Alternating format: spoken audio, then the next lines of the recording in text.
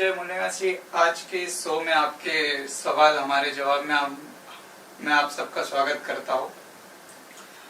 हम ये शो हर हफ्ते मंगलवार को करेंगे ठीक 8:30 बजे। साथियों, आज हमारा पहला सवाल आया है राहुल साक्य जी का। बीजेपी सरकार ओबीसी की जनगणना क्यों नहीं करना चाहती?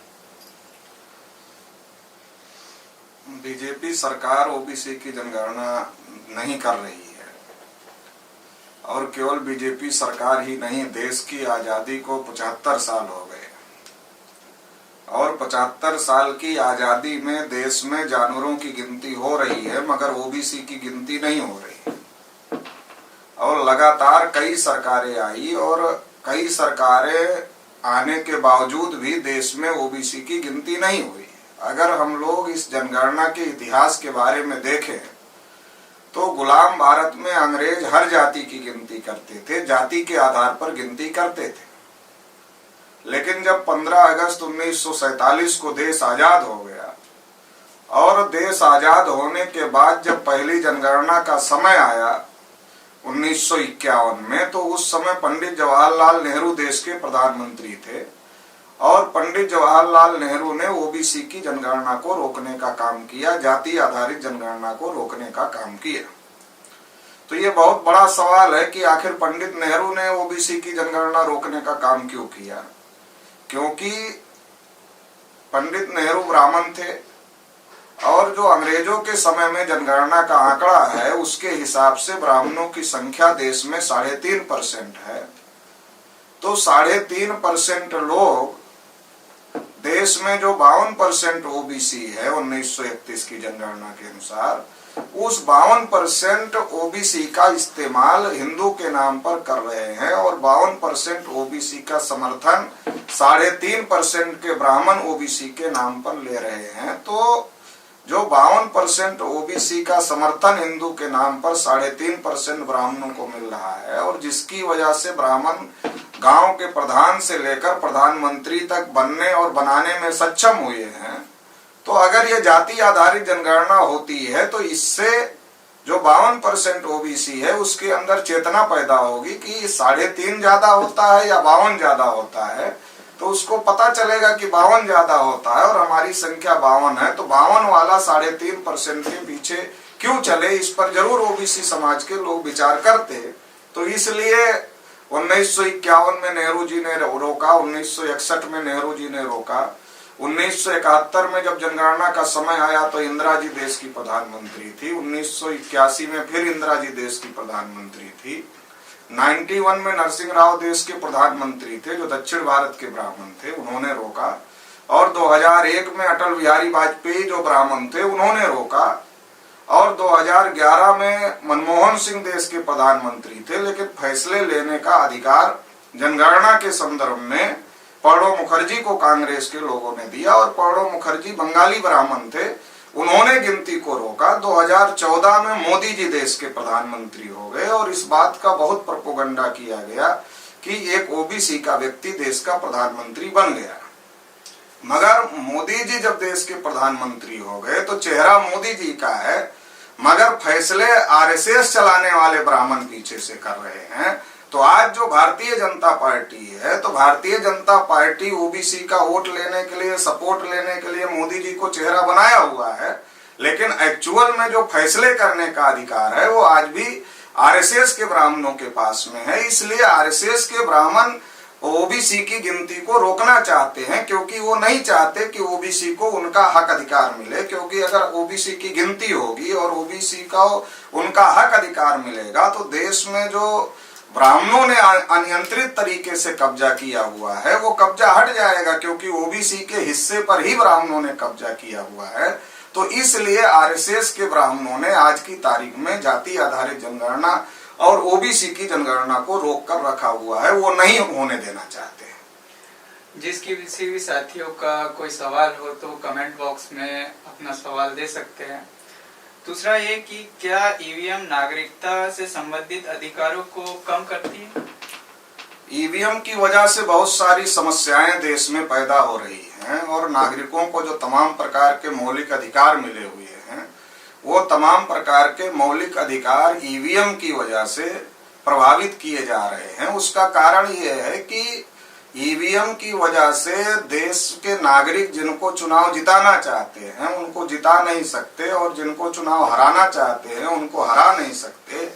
जब इसमें ईवीएम का रोल है तो ईवीएम अपने आप तो काम नहीं करती। ईवीएम को जिसके नियंत्रण में ईवीएम है वो लोग उससे हराने और जिताने का काम करते हैं। तो लोकतंत्र में जो लोग शासक चुनते थे, लोकतंत्र में लोग जो अपने जनप्रतिनिधि चुनते थे, जो आम जनता अपनी जनप्रतिनिधि चुनती थी, अब वो जनप्रतिनिधि चुनने का अधिकार आम जनता से हटकर जो लोग ईवीएम को नियंत्रित करते हैं, जो लोग ईवीएम को संचालित करते हैं, उनके पास में हो जाने की वजह से नागरिकों के तमाम प्रकार के मौलिक अधिकारों के साथ में लगातार खिलवाड़ हो रहा है। और इससे बहुत बड़ी बड़ी समस्याएं देश में पैदा हो गई हैं कि जो आम लोगों की समस्याएं हैं उसके समाधान की तरफ सरकार की कोई जवाबदेही नहीं है। जैसे कि अभी मणिपुर में इतनी बड़ी हिंसा हुई तो विपक्ष के लोग प्रधानमंत्री से जवाब मांग रहे हैं, मगर प्रधानमंत्री जवाब देने के लिए तैयार नहीं है, पार्लियामेंट में आने के लिए तैयार नहीं। तो वो क्यों नहीं है? क्योंकि ये कहीं ना कहीं उनको ये लगता है कि देश में ईवीएम का प्रयोग हो रहा है, तो ईवीएम की वजह से अगर देश के नागरिक हमसे नाराज भी होते हैं तो हम ईवीएम का उपयोग करके चुनाव जीत सकते हैं। तो इससे देश में चाहे ओबीसी की जनगणना का मामला हो या किसानों के साथ अन्याय अत्याचार का, उनकी एमएसपी गारंटी का मामला हो, या एससी एसटी ओबीसी के साथ अन्याय अत्याचार का मामला हो, या रिजर्वेशन को इम्प्लीमेंट ना करने का मामला जो पूरे देश भर में चल रहा है, और ऐसी बहुत सारी समस्याएं जो हैं वो समस्याएं ईवीएम की वजह से ज्यादा प्रभावी हो गई। क्योंकि जो लोग चुनाव जीत कर जा रहे हैं उनको ऐसा लगता है कि हम ईवीएम से चुनाव जीत जाएंगे। मूल निवासी रामराज पटेल पूछ रहे हैं, क्या बिहार की जातिगत जनगणना में रोक हटाने के बाद ओबीसी को बिहार में 52% हिस्सेदारी मिलेगी?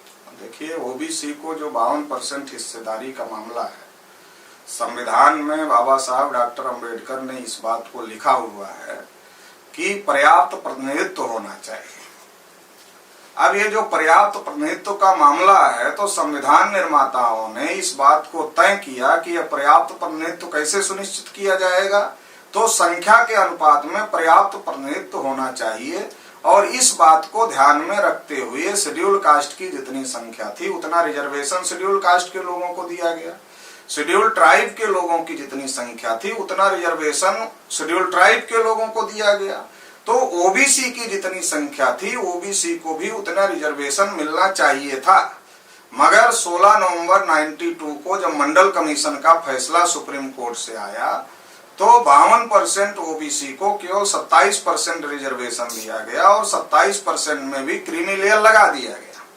तो ये जो 52% को 27 क्यों दिया गया, इसके पीछे सुप्रीम कोर्ट का ये कहना था कि 50% से ज्यादा रिजर्वेशन नहीं हो सकता। मतलब सुप्रीम कोर्ट ने एक सीमा रेखा तय कर दिया कि 50% से ओवर रिजर्वेशन लागू नहीं किया जा सकता। लेकिन अभी पिछले दिनों जब ईडब्ल्यूएस रिजर्वेशन का मामला आया तो 50% की सीमा रेखा को क्रॉस करते हुए 10% रिजर्वेशन इकोनॉमिकली वीकर सेक्शन के नाम पर जो तथाकथित उच्च जातियां हैं उनको देने का काम किया गया। तो जो सुप्रीम कोर्ट का, और उसको सुप्रीम कोर्ट ने मान्यता भी दे दिया, तो जो 50% की सीमा रेखा का मामला था उसका तो उल्लंघन हो गया, उसका अब कोई मतलब नहीं रहा। जब उसका कोई मतलब नहीं रहा तो मंडल कमीशन के रिपोर्ट के मुताबिक तो ओबीसी 52% है, तो ओबीसी को 52% रिजर्वेशन तो ऐसे ही मिल जाना चाहिए। उसमें जनगणना का कोई बहुत बड़ा इशू नहीं है, क्योंकि मंडल कमीशन ने पहले ही कहा 52% है, उसको किसी ने चैलेंज भी नहीं किया, क्योंकि वो 31 की कास्ट सेंसस के अनुसार मंडल कमीशन ने निकाला है, तो उसके आधार पर ओबीसी को मिलना चाहिए था। मगर उसको देने के लिए सरकार तैयार नहीं है। तो ये जो बिहार में जनगणना का मामला है, बिहार में सरकार कई बार कह चुकी है कि हम जनगणना नहीं कर रहे हैं, हम सर्वे कर रहे हैं, क्योंकि स्टेट गवर्नमेंट को जनगणना करने का अधिकार नहीं है। स्टेट गवर्नमेंट को सर्वे करने का अधिकार है। तो बिहार सरकार सर्वे कर रही है, उस सर्वे के आधार पर बिहार सरकार के पास में बहुत सारी नीतियां बनाने का अधिकार है, तो भविष्य में वो लोग बना सकते हैं। लेकिन जो जाति आधारित जनगणना का इशू है, ओबीसी की जनगणना का इशू है, वो सेंट्रल का इशू है और सेंट्रल गवर्नमेंट के ऊपर पूरे विपक्ष को मिलकर इस बात के लिए दबाव बनाना चाहिए कि देश भर में सेंट्रल गवर्नमेंट जो सेंसस एक्ट है उसमें संशोधन करके जाति आधारित जनगणना और ओबीसी की जनगणना करे। जब सेंट्रल गवर्नमेंट के माध्यम से सेंसस एक्ट में संशोधन करके आम जनगणना के साथ जाति जनगणना होगी और ओबीसी की जनगणना होगी तो इससे ओबीसी को देश भर में बेनिफिट होगा। हरिओम सोलंकी पूछ रहे हैं, ओम प्रकाश राजभर द्वारा बीजेपी में जाने के बाद जो योगी आदित्यनाथ के द्वारा राजभर को एससी शामिल करने का मामला आया है, क्या राज्य सरकार के पास ऐसा कोई प्रस्ताव पारित करने का अधिकार है? देखिए क्या है कि ओम प्रकाश राजभर जी दिन रात बीजेपी के खिलाफ बोलते रहते थे।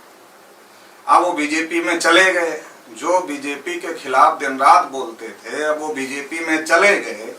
अब उनको अपने समाज को, अपनी जाति को कोई ना कोई बात तो बतानी पड़ेगी कि हम बीजेपी में क्यों गए।